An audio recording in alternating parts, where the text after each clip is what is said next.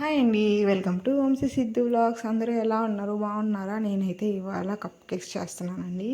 ఇలా స్టీల్ గిన్నెలతో పిల్లలకైతే ఇలా సింపుల్గా చేసి పెడితే చాలా ఇష్టంగా తింటారు. ఇది మైదా పిండితో కాదు, గోధుమ పిండితో చేశాను. పిల్లలకైతే చాలా హెల్తీగా అండ్ టేస్టీగా ఉంటాయి. కేక్ అయితే చూడండి ఎంత బాగా పొంగిందో. నేను కేక్ కూడా చాలా ఫ్లఫీగా, చాలా సాఫ్ట్గా వచ్చింది. చూడండి మీరే ఒకసారి ఎంత సాఫ్ట్గా వచ్చిందో. చించుతుంటే కూడా చాలా ఈజీగా అండ్ స్పాంజీగా ఉంది. చాలా సింపుల్గా అయితే ఇలా చేసి పెట్టండి. ఒకసారి అయితే ట్రై చేయండి. కేక్ చూడండి ఎంత సాఫ్ట్గా ఉంది. ప్రాసెస్ కూడా ఎక్కువ టైం పట్టదు, చాలా సింపుల్గా అయిపోద్ది. ఫస్ట్ అయితే ఒక కప్ తీసుకోండి. ఆ కప్తోనే అన్ని కొలతలు తీసుకోవాలి. నేనైతే ఒక కప్పు చక్కెర తీసుకున్నాను. అదైతే మెత్తగా పౌడర్ చేసుకోవాలి. చక్కెరలో అయితే ఇలా చేసేసుకోండి. మా చిన్న పాప ఇలా చేసి తిన్నా, అందుకనేసి నేనైతే ఇలా చేయట్లేదు. తర్వాత అదే బౌల్లో వచ్చేసి 2 ఎగ్స్ వేసుకొని బాగా మిక్సీ పట్టేసుకోండి. మామూలుగా అయితే మిక్సీ పట్టకపోయినా మనం బాగా నీట్గా కలుపుకున్నాం ఉంటుంది. కాకపోతే మిక్సీ పడితే బాగా అంతా మిక్స్ అయిపోతుంది కదా, అందుకనేసి మిక్సీకి వేసుకుంటేనే మంచిది. ఇందాక వేసుకున్న చక్కెర పౌడర్ని బౌల్లోకి వేసేసుకోండి. ఒక కప్పు రెండింటిని బాగా కలుపుకున్నాక లైట్గా salt, baking powder, baking soda ఈ 3 వేసుకునేసి పిండిని అయితే బాగా కలుపుకోవాలి. ఏం బబుల్స్ లేకుండా పిండి బాగా అసలు ఏవి చెత్త ఏం లేకుండా నీట్గా అయితే కలుపుకోవాలి. కలుపుకునేటప్పుడే పిండి బాగా మిక్స్ అయితేనే బాగుంటుంది. ఇప్పుడు కలుపుకుంటేనే మనం ఇందాక పౌడర్లు అన్నీ వేసుకున్నాం కదా, బేకింగ్ పౌడర్ అవన్నీ, అవి అయితే బాగా మిక్స్ అవుతాయి. ఒకవేళ మైదా పిండితో చేసుకోవాలంటే ఈ గోధుమ పిండి బదులు మైదా పిండి వేసుకోండి. నాన్ వెజ్ తిన్న వాళ్ళు అయితే 1 కప్పు పెరుగు వేసుకోవచ్చు.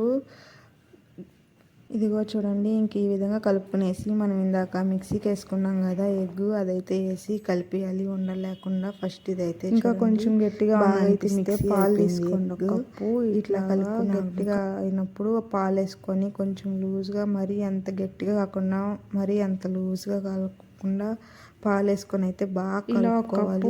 పాలు అయితే సరిపోతాయి. ఇలాగా చూడండి, స్ట్రక్చర్ అయితే కొంచెం పాలు వేసుకొని కలుపుకుంటా ఉండి ఒకేసారి పాలు కలుపుతా ఉన్నాను. మరి అంత గట్టిగా వచ్చిన కేక్ అయితే గట్టిగానే వస్తుంది, అందుకనేసి కొంచెం లూజ్గానే ఉంటే బెటర్. దీంట్లో మీరు డ్రై ఫ్రూట్స్ అయినా వేసుకోవచ్చు, లేదంటే టూటీ ఫ్రూటీ అయినా వేసుకోవచ్చు. నేనైతే నార్మల్గానే వేసేస్తున్నాను. ఏదైనా పెద్ద గిన్నె కానీ లేదంటే ఇట్లా బౌల్స్లో చేసుకోవాలనుకుంటే ఫస్ట్ అయితే ఆయిల్ వేసేసి అన్నిటికీ ఇలా రుద్దేశాక కొంచెం గోధుమ పిండి వేసి మళ్ళీ ఇలా వేసేసి ఆ బ్యాటర్ని అంతా వీటిలోకి వేసేసేయాలి సమానంగా.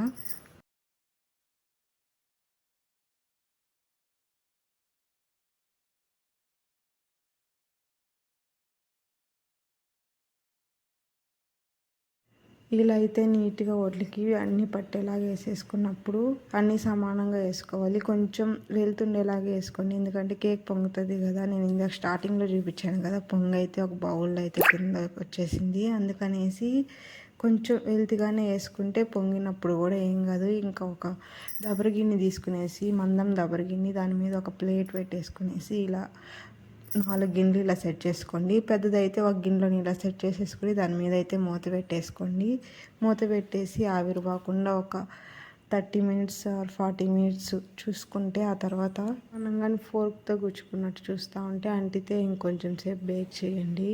లేదంటే అది బాగా ఉడికిపోయినట్టే, బేక్ అయిపోయినట్టే. చూడండి, నేను ఇక్కడైతే ఫోర్క్తో గుచ్చి చూస్తున్నాను, అస్సలు ఏం అంటుకోలేదు, బాగా బేకింగ్ అయిపోయాయి.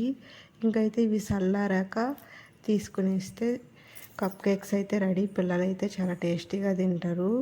మామూలుగా అయితే దీని మీద పిల్లలైతే డైరీ మిల్క్ అవి వేసుకుని తింటారు కదా, ఇట్లా అయినా ఇచ్చేయచ్చు, బాగా తింటారు. చూడండి ఎంత బాగా పొంగున్నాయో కేక్స్ అయితే. ఇంకా మీరు ఖచ్చితంగా అయితే ఇలా పిల్లలకైతే ఖచ్చితంగా ట్రై చేసి పెట్టండి. చూడండి ఇప్పుడైతే ఎంత సాఫ్ట్గా వచ్చేసిందో. వీడియో కానీ నచ్చితే లైక్ చేసి సబ్స్క్రైబ్ చేసుకోండి, షేర్ చేయండి. చెప్పు. వీడియో నచ్చితే లైక్, సబ్స్క్రైబ్, షేర్ చేయండి. Thanks for watching.